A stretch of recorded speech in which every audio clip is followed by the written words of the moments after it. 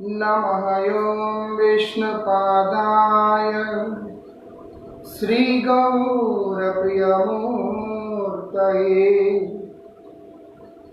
श्रीमते भक्तिवल्लभा तीर्थगोस्वामिने नमः।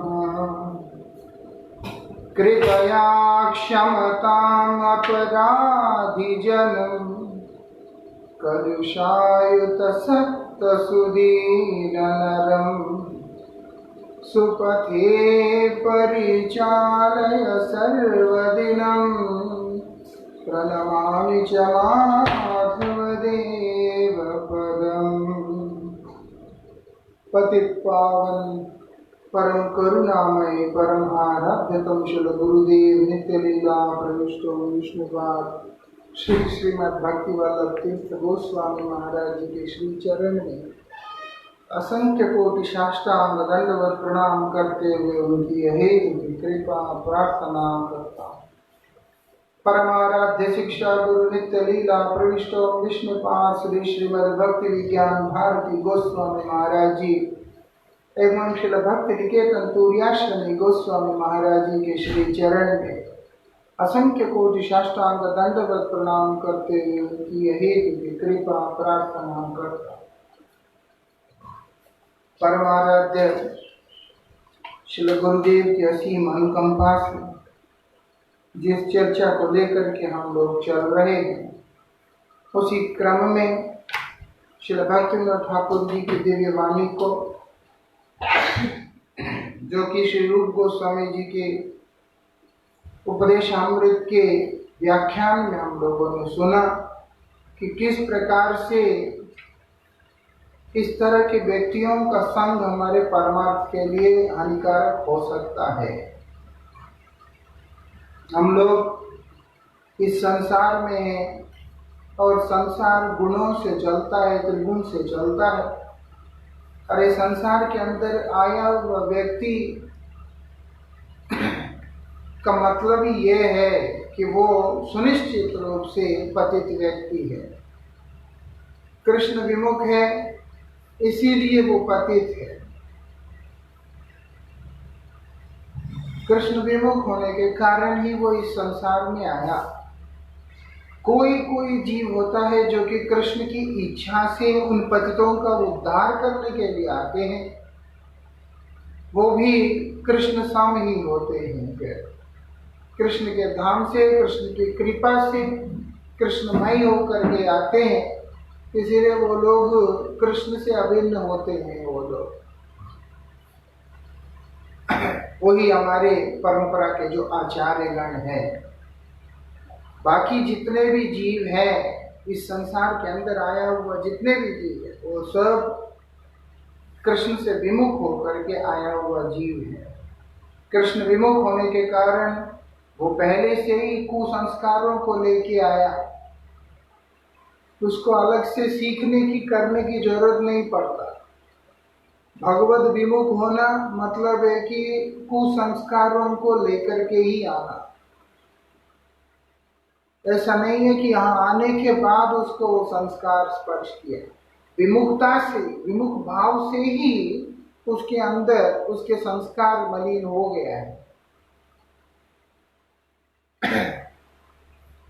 तटस्थ से जब वो माया का उन्मुख हुआ तभी उसका संस्कार खराब हो गया।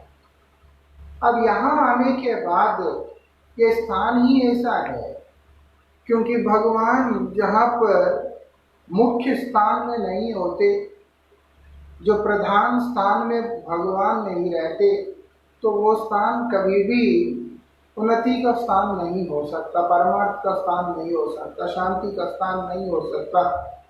वो स्थान कभी भी मंगल का केंद्र नहीं हो सकता। तो इस कारण से ये संसार में आने के बाद उसके वो कुत्सित जो संस्कार है उसको वो बूस्ट होने लगे। यहाँ के वातावरण ही ऐसा, यहाँ के वाइब्रेशंस ऐसा है। कई बार व्यक्ति का भी होने की जरूरत नहीं होता, लेकिन उस जगह का एक ऐसा प्रभाव होता है कि काफी नेगेटिव फील करने लगता है आदमी।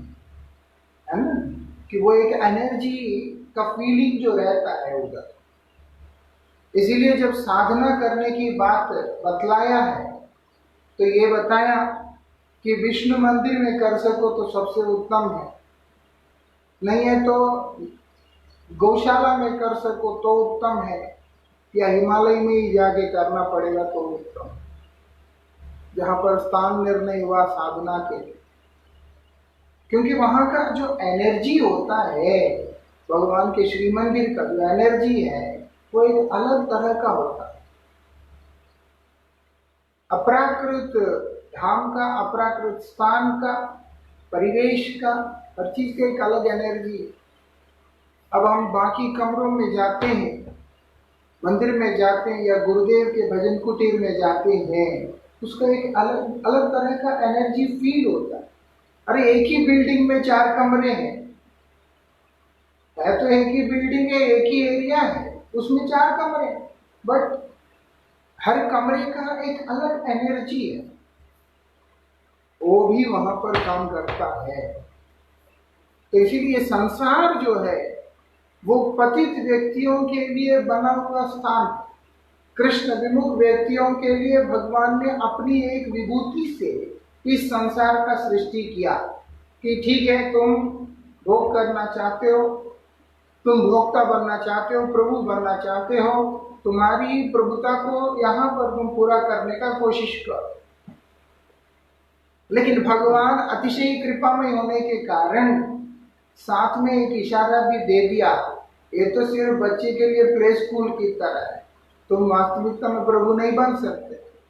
इसीलिए ऐसे बना दिया इस स्थान को कि व्यक्ति यहाँ पर अपना वो अंदर का जो एक इच्छा है कि मैं भोगता हूं, उसको पूरा करने का कोशिश करता है, लेकिन वास्तविकता में नहीं कर पाता है। क्योंकि कर पाएगा तो वो भगवान से विमुख रहेगा, नहीं कर पाएगा तो आज नहीं तो कल, कल नहीं तो परसों, कभी ना कभी उसके अंदर ये विचार आएगा कि वास्तविकता में मुझे सुख क्यों नहीं मिलता। तब वो जितनी ज्यादा उसकी उत्कंठा उस सुख को पाने के लिए बढ़ता है, वो उसी का अनुसंधान उतनी तीव्र गति से करने लगता है। उसकी वो जो अनुसंधान प्रक्रिया है वो एक समय उसको भगवान के पाद पद्म तक लेकर के आ जाता है।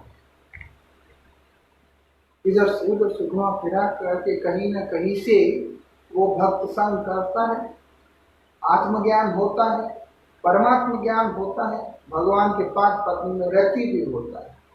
लेकिन ये लॉन्ग प्रोसेस है।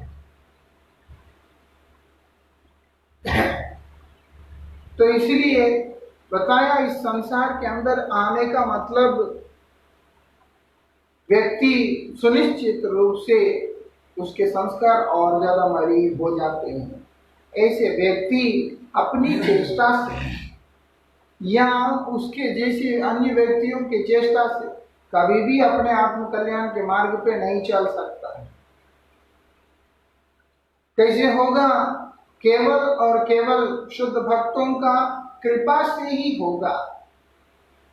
प्रहलाद महाराज जी ने भी भागवत जी में इस बात को बता दिया है हिरण्यकशिपु को कि एक व्यक्ति और उसके जैसे अन्य व्यक्ति मिलकर के भी उसको भगवान के चरणों में उसका रति उत्पन्न हो, ऐसे नहीं कर सकते। ऐसा नहीं है कि 4 आदमी मिलके किसी को भगवान की तरफ उन्मुख कर देंगे, नहीं हो सकता। अपनी चेष्टा से भी नहीं हो सकता। ये होगा महत कृपा से होगा, कृष्ण कृपा से ही होगा। इसलिए यहाँ पर बताया ये विमुक्ता से लेकर के जो शुरू हुई ये जो संस्कार होते हैं वो व्यक्ति की किसी भी प्रकार की प्रचेष्टा से शोधन नहीं किया जा सकता है। उसको शुद्ध करने का एक ही प्रक्रिया है, वो है साधु संग। साधु संग में शुद्ध क्यों होते हैं? क्योंकि वो उन संस्कारों को नहीं स्पर्श करते हैं। वो स्पर्श करते हैं तो आत्मा की वास्तविक वृत्ति को। अगर हमारे संस्कारों के अनुरूप हम पर कृपा करने के लिए गुरुदेव विचार करते तो सुनिश्चित रूप से कोई भी व्यक्ति इस जगत का उनके कृपा को प्राप्त करने के लिए उपयुक्त नहीं होता, है ना? क्योंकि बड़ी ही मलिन संस्कार है। वो क्या देखते हैं? आत्मा की वृत्ति क्या है? भगवान का दास। आत्मा का स्वरूप क्या है? गोविंद का दास है।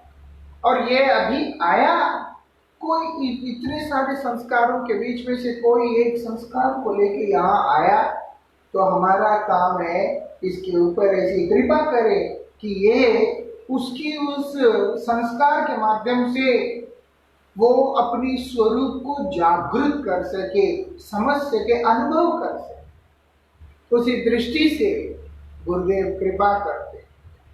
वो लोग हमारे दोष गुणों को विचार ही नहीं करते। कई बार इसीलिए लगता है कि इतने सारे दोष रहते हैं फिर भी गुरु जी देखते नहीं क्यों, बोलते नहीं क्यों। कई बार ऐसी विचार कईयों के मन में आता है। उसका कारण यह है, बद्धजीव दोषों को देखता है, जो मुक्त जीव है, महापुरुष जो होते हैं, भगवान का जो अभिन्न स्वरूप जो होते हैं, वो लोग उसका नित्य मंगल को देखते हैं। आगे ही पतित है, अगर मेरे द्वारा परित्यक्त होगा तो फिर उसका तो कोई गति नहीं होगा। यस्य प्रसादात भगवत प्रसादो यस्य प्रसादात नगति कुतो। अगर मैं अप्रसन्न हो जाऊंगा, इसको किसी भी प्रकार का कोई गति हो ही नहीं सकता। इसीलिए वो कभी भी किसी भी पतित जीव का त्याग नहीं करते हैं। ये भी एक विशेषता है। सद्गुरु होगा वो कभी भी पतित जीव को त्याग नहीं करेगा, उसके प्रति उसका स्नेह रहेगा ही रहेगा। इसका कारण क्या है? वो तो समर्थ है कृपा करने के लिए, एक। और दूसरा, दया का भाव जितना ज्यादा पतित होगा उसके ऊपर उतना अधिक होगा। लेकिन पतित भी निष्कपट होना होता है। कपटता के साथ में पतित होगा वो ठीक नहीं होता। निष्कपट भाव से पतित है, जैसे निष्कपट भक्त होता है, सरल सीधा, ऐसे ही पतित भी होना चाहिए। उसको बेचारे असहाय स्थिति में हो, उसका ऐसे ही स्वभाव का गठन हो रखा है कि वो नहीं समझ पा रहा, और उसकी जो क्रियाएं हैं वो पतितों वाली क्रिया होती जा रही। जानबूझकर, सोच समझकर जो लोग पतनोन्मुखी होते हैं, वो लोगों का जिंदगी बर्बाद है। जो बेचारा एक स्वभाव की तरह जो पतित होता है, स्वाभाविक पतित जो होता है, उसके ऊपर महाजनों का कृपा हमेशा बना रहता है, क्योंकि उसमें कपटता नहीं है। हर क्षेत्र में, हर जगह पर निष्कपट होना, निष्कपट रहना अत्यंत अनिवार्य है। निष्कपट नहीं है व्यक्ति, अगर क्रोधी है तो भी निष्कपट हो, कामी हो तो भी निष्कपट हो, लोभी हो तो भी निष्कपट हो, वो सब निष्कपटता के साथ नहीं सकते। भक्ति का सिद्धि नहीं हो सकता। हम अपने मलिन कुत्सित संस्कारों को लेकर भगवान का आराधना करने के लिए जाते हैं, तब तक हमारा कभी भी सुधार नहीं हो सकता। हमें कभी भी भगवत प्राप्ति, भक्ति की प्राप्ति, सेवा की प्राप्ति नहीं हो सकती। यही विशेषता है।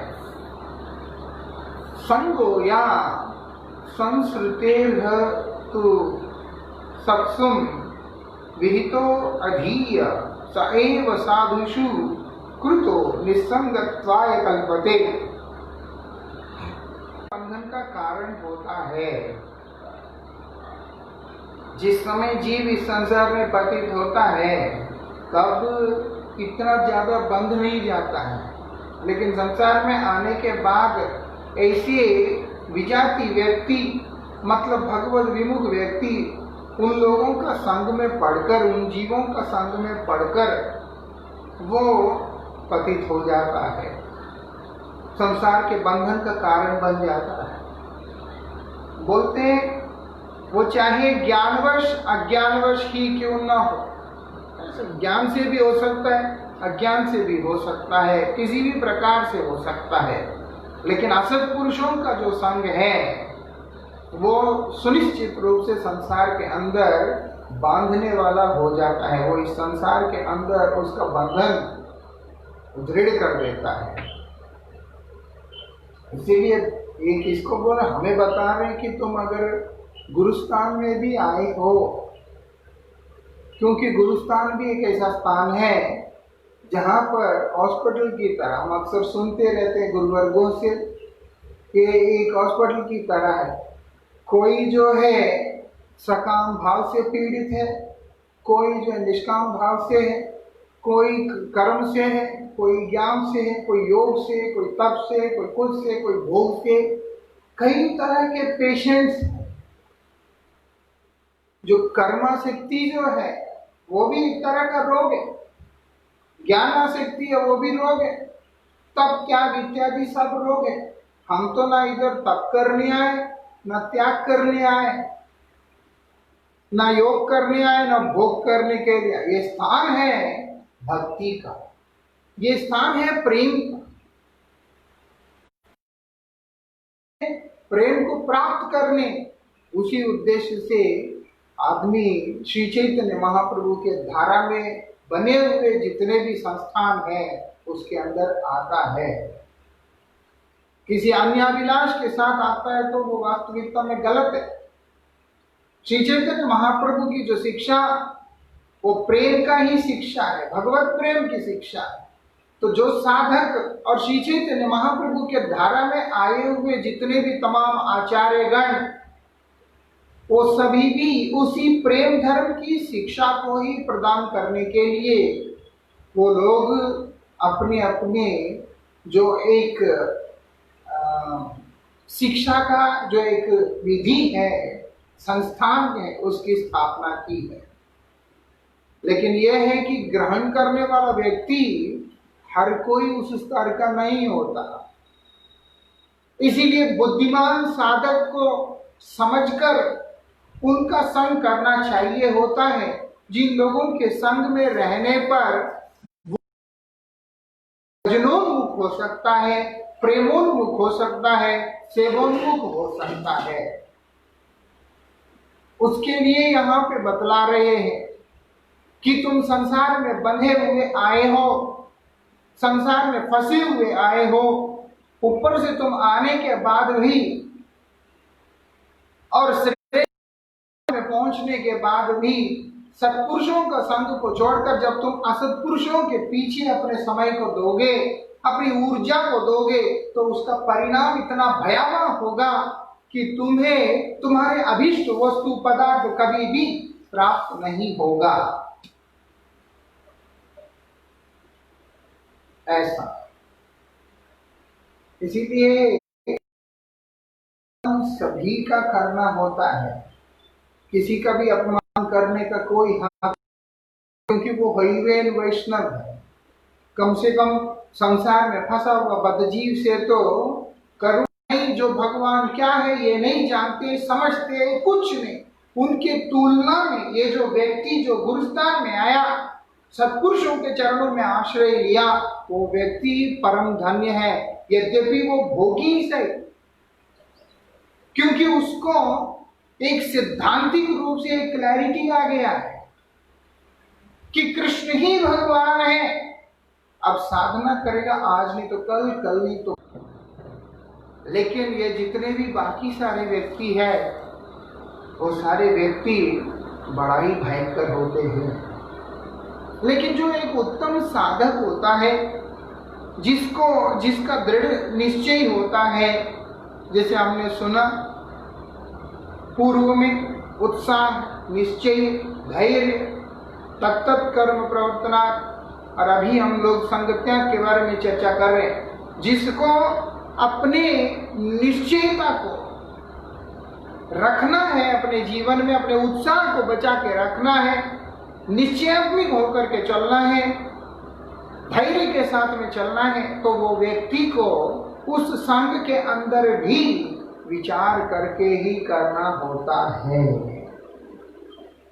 क्योंकि सभी परमार्थ के लिए आए हैं, सभी भक्त हैं, सभी श्रेष्ठ हैं, लेकिन इन सभी के संग में रहने पर मेरा परमार्थ में उत्थान होगा ऐसे लक्षण मुझे दिखाई नहीं देता, क्योंकि इनकी अवस्था में कोई कर्म के बंधन में है, कोई ज्ञान के बंधन में है, कोई किसी बंधन में, कोई भोग में, कोई योग में, कोई नहीं।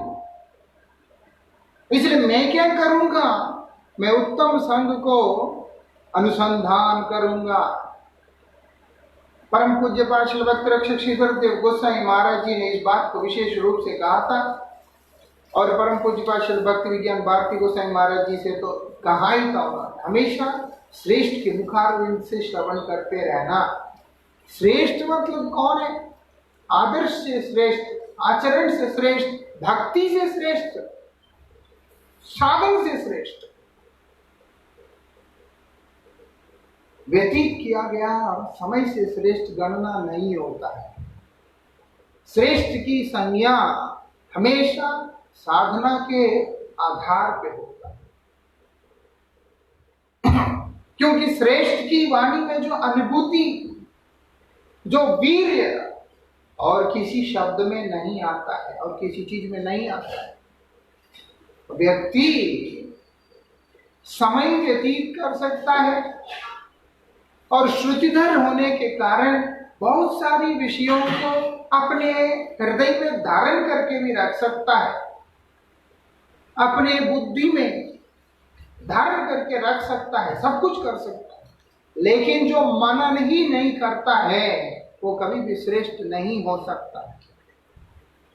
प्रहलाद महाराज को उनकी माता ने यही वरदान मांगा था कि मेरा पुत्र जो उपदेश आप दे रहे हैं मुझे, वो सारे उपदेश उसको स्मरण रहे।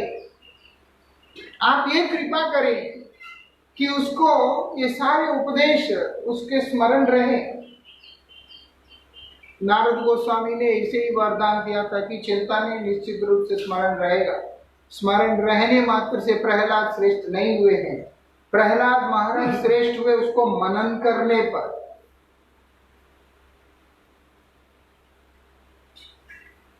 इसीलिए जो व्यक्ति गुरुवाणी का कीर्तन करता है, मनन करता है, आचरण करता है, साधना करता है, उस तरह के जो व्यक्तित्व होते हैं उनका संग हमारे जीवन के अंदर फंसे हुए जितने भी व्यसंग हैं उन सबको ध्वंस करने वाला एक महान कार्य को करता है।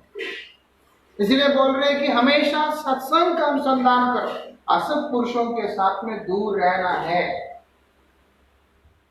ये जितने भी ज्ञानी हैं, योगी हैं, ये सब असत पुरुष थोड़े होते हैं। लेकिन जब बात शुद्ध भक्ति की आता है, जब बात एकांतिक भक्ति की आता है, सेवा का आता है, भगवत प्राप्ति का आता है, अपना उद्धार का आता है, ये सब भी एक तरह से असत के अंदर ही आ जाता है। ये विशेषता कर्मी भोगी ये सब तो दूर की बात, ये लोग भी उसी में आते हैं, उनके इसलिए किसी का संग नहीं करता।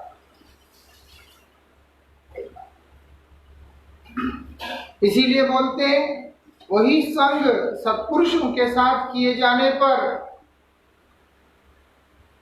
असंगता। वो लोग क्या करते हैं? दुस्संग से व्यक्ति को मुक्त करते हैं, निवृत्त करते हैं। प्रेरणा स्वयं आचरण करके हमारे अंदर उस भाव को प्रबल रूप देते हैं। ये विशेषता स्वयं आचरण करके हमारे अंदर प्रबल रूप को देते हैं।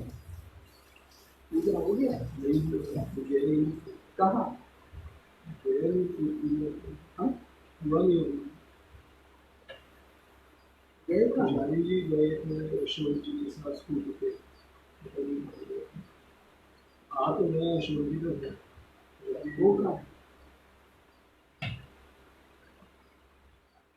तो इसीलिए यहाँ पर यही बताया। और भी कहते हैं, क्या बोलते हैं, नारोधयति माम योगो ना सांख्याम धर्म एवच ना स्वाध्याय तपस्त्यागो नेष्ट पूर्तुम न दक्षिणा। क्या बोलते हैं श्रीमद् भागवत जी के अंदर, ये जो संस्कार अतिशय दुष्ट होता है, ये बहुत ज्यादा दुष्ट होता है। ये जितने भी हमारे संस्कारगत संस्कार है और उसके अंगत जो संग है, बोलते हैं अष्टांग योग, सांख्य विद्या, वर्णाश्रम धर्म, वेदाध्ययन, तपस्या, संन्यास, दान, दक्षिणा, व्रत समूह, यज्ञ, तीर्थाटन, यम नियम, ये सब जितने भी सत्कर्म है,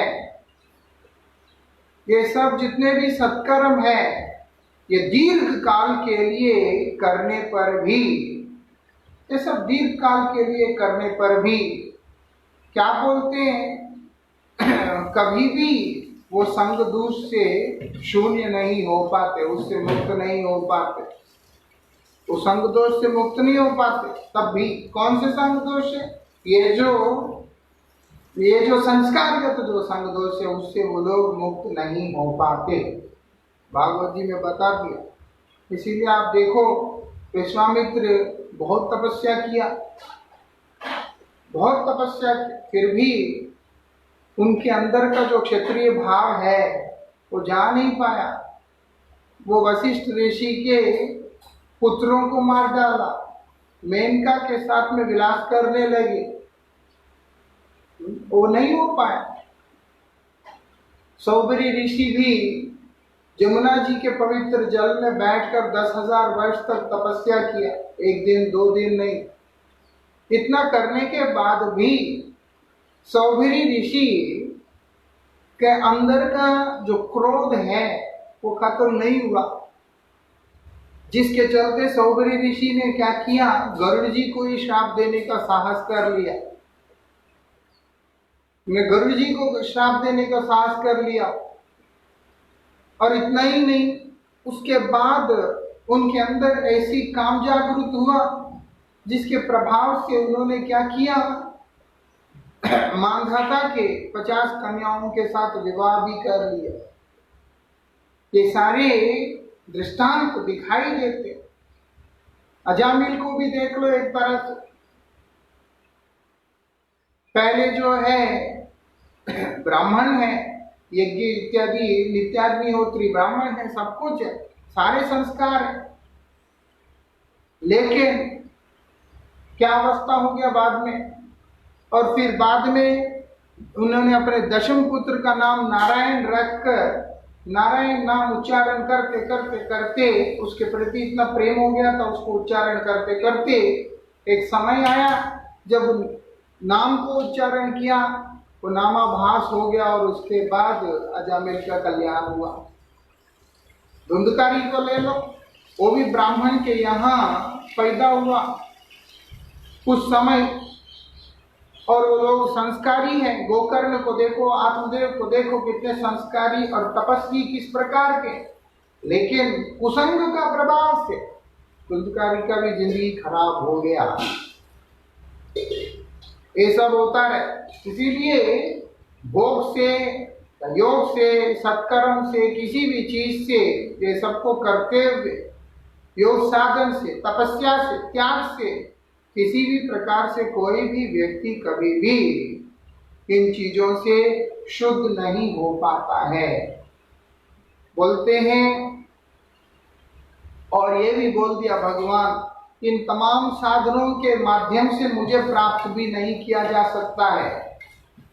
बोलते मुझे इनसे प्राप्त नहीं किया जा सकता, मैं कभी किसी को मिलूंगा ही नहीं इन चीजों से, तुम चाहे जितना मर्जी करो। भागवत जी के उसमें भी भगवान ने बता दिया, यथा भक्ति मुमूर्जिता, भक्ति के द्वारा मुझको आकर्षित किया जा सकता है, उस प्रकार का आकर्षण किसी अन्य साधना के द्वारा किया नहीं जा सकता।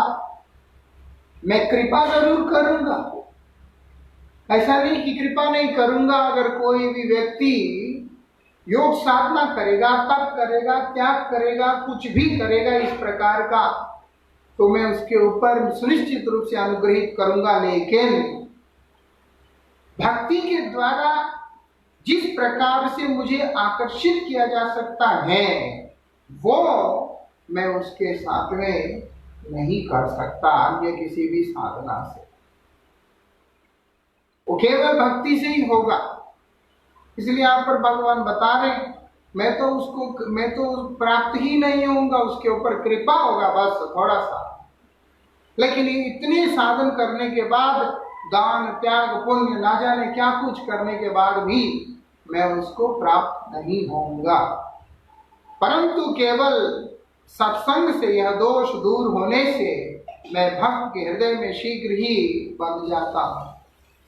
ये सारे जो दोष है, संस्कारगत जो दोष है, वो दोष का निवृत्ति जब सत्संग से होता है तो भगवान बोलते हैं मैं जाकर के भक्त के हृदय में जाके बैठ जाता हूँ। तब जाकर के मैं बैठ जाता, क्योंकि भक्त क्या करता है, चित्त रूपी दर्पण को मार्जन करने का जो प्रक्रिया है वो वहां पर उसको सिखा देता है कि तुम अपने हृदय को मार्जित करो। क्योंकि जहां पर कर्म ज्ञान योग तप त्याग आदि की मलिनताएं हैं तो भगवान के लिए वहां बैठने का जगह ही नहीं, उनके लिए उपयुक्त आसन वहां पे है ही नहीं है। इसीलिए भगवान क्या करते हैं, बोलते हैं कि हम कहाँ आके बैठेगा वहां पर।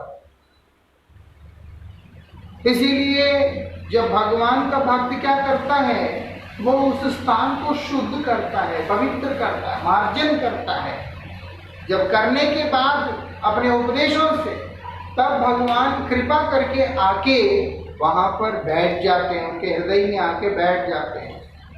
शुद्ध भक्तों के अंदर आदर करके उनका संग करने से कर्म संग ज्ञान संग रूपी संस्कार संग दोष दूर हो जाता है। ऐसे जो शुद्ध जो भक्त होते हैं उनका आदर करने पर, उनका सम्मान करने पर, उनका सेवा करने पर, उनका अनुगत्य करने पर, उनके द्वारा दी गई शिक्षा के अनुरूप अपने आचरण को करने पर बोलते हैं व्यक्ति का जीवन सुधरता है, उसका मंगल होता है। इसके आगे की चर्चा हम लोग कल करेंगे। पंचाकल्पतरुभ्यश्च कृपा सिंधुभ्यो पतितानां पावनेभ्यो वैष्णवेभ्यो नमो।